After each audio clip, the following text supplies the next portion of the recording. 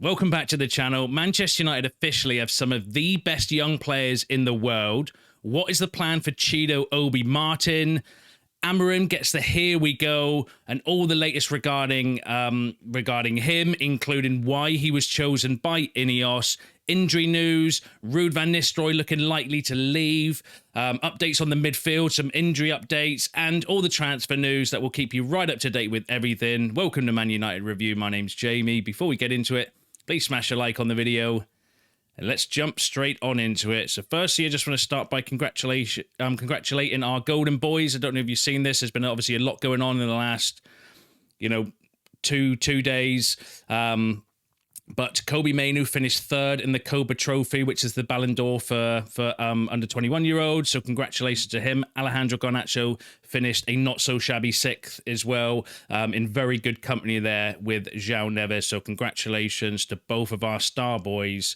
Massively excited, to see how these two develop in the future. So congratulations to Kobbie Mainoo and Garnacho.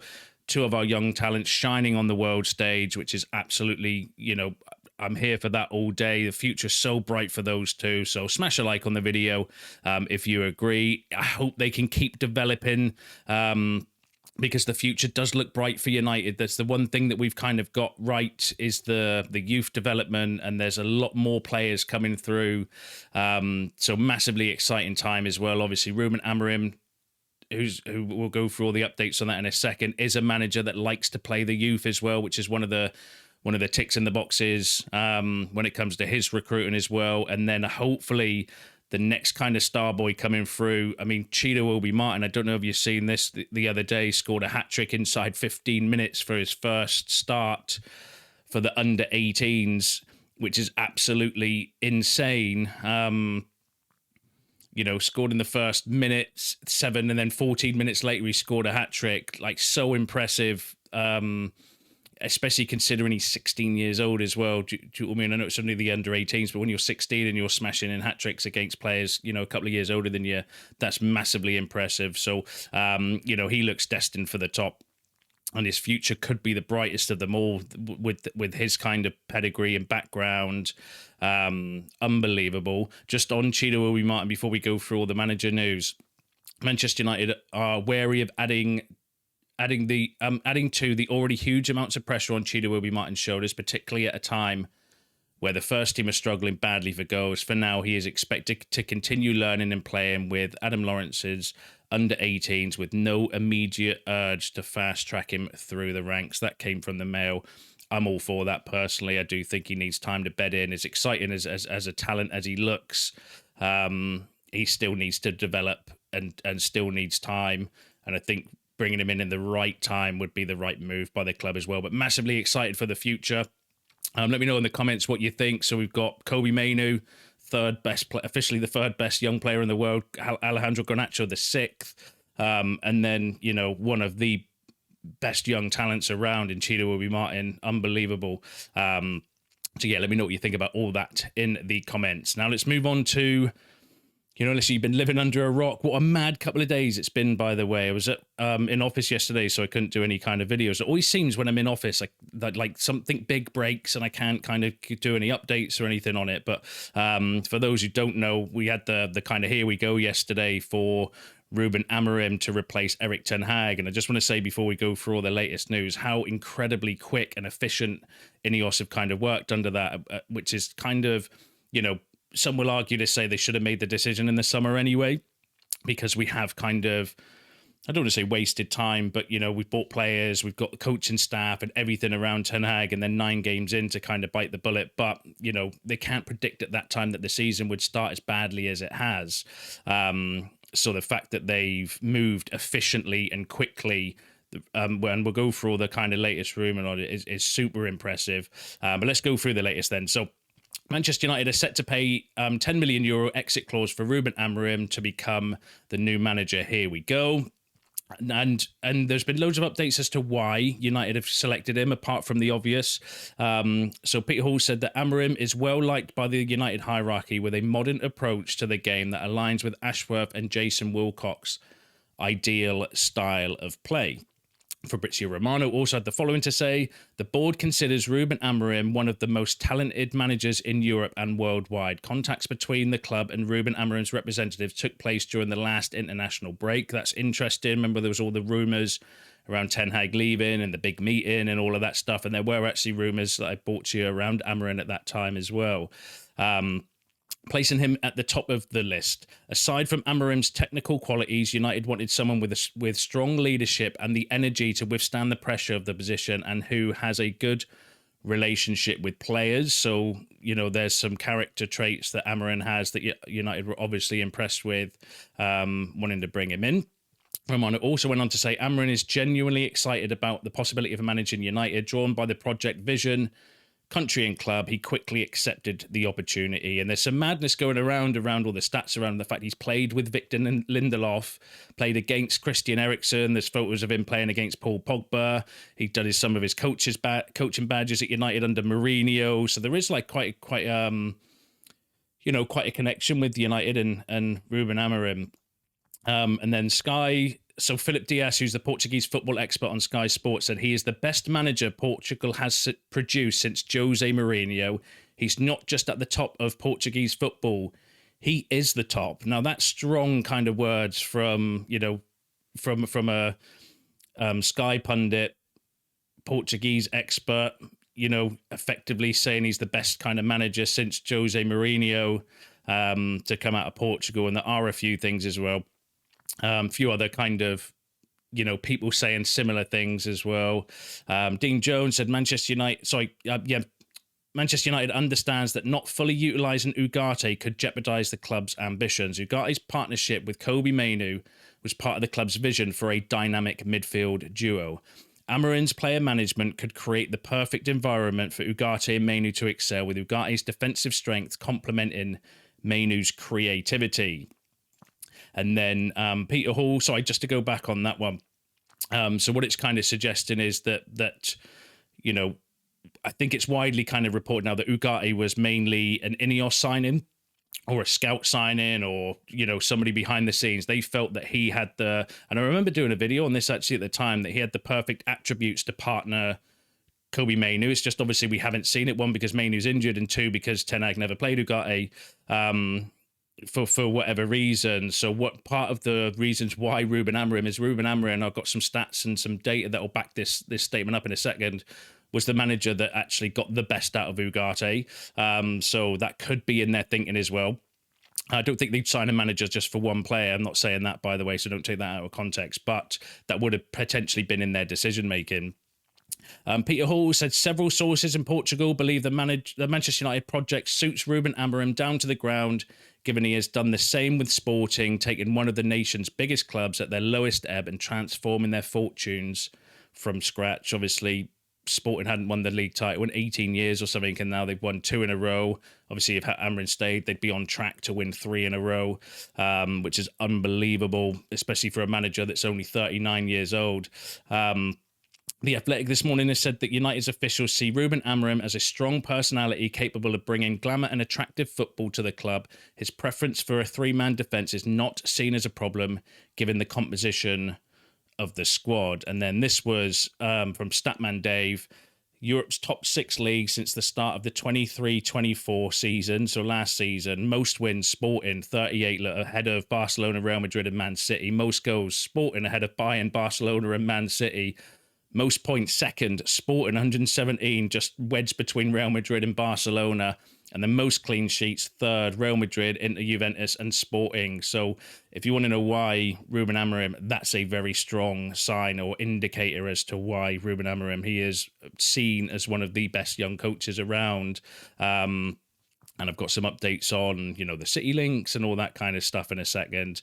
And personally, I'm massively excited. I am reserving a little bit of judgment though, because I've said this before, right? I'm not falling for all of the hype, the social media hype, the like all of that stuff, because I've fallen victim far too often for that. So for me personally, I just want to wait and see. I am massively excited though, don't get me wrong. So I don't want to be a Scrooge or or anything like that as well. It's just, I've been down this road before. Similar things were being said around Ten Hag. I remember when Van Gaal came in and he's a multiple Champions League winner, and then we got Mourinho and it was like, he wins the title every team he's been with. Onana was going to be a transformative signing, like all of this kind of nonsense that you hear around. So I'm reserving a little bit of judgment. I fully endorse it, though. I think this is a fantastic, he's got fantastic potential as a manager. We need to wait and see, though, whether he can transform that, obviously, into the Premier League. Because if he can, we've got some manager there, because the style of play, what I've just shown you on there as well, the stats and the data and everything back up the fact that he is an unbelievable talent. Very, very kind of good, clever, young, up and coming kind of manager. The fact he's only 39 years old, he's pretty much the same age as Ronaldo. I think he's like 9 days older than Ronaldo or something ridiculous like that. Says it all about him as well. So, but yeah, massively excited for me. But slightly reserved as well. Just wait and see how it kind of plays out for me personally. But let me know what you think about all of that in the comments. Let me know what your thoughts are on Ruben Amorim.